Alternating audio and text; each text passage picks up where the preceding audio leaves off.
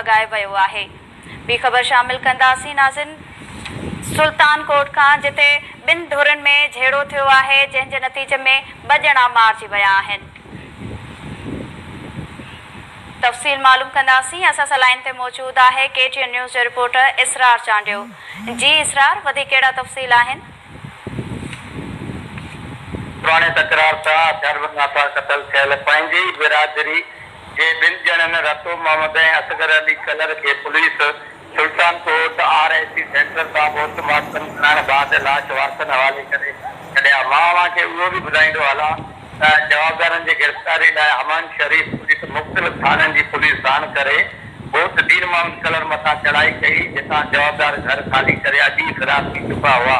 Police शक जे बुनियाद ते 2 ॼणनि खे गिरफ़्तार करे पुछाॻछ लाइ छॾियो, जॾहिं त मक़तूलनि जा लाश ॻोठ पहुचण ते मक़तूलनि जे वारसनि में ताराम मची वियो, जॾहिं त वाक़िए जो केस दाख़िल अञा ताईं न थी सघियो। जी वॾी महिरबानी नाज़िन, सुल्तानकोट खां इसरार चांडियो असांखे तफ़सील ॾिना आहिनि। सुल्तानकोट वेझो 2 धुरनि में पुराणी तकरार तां फायरिंग जे नतीजे में 2 ॼणा क़तल थी विया आहिनि।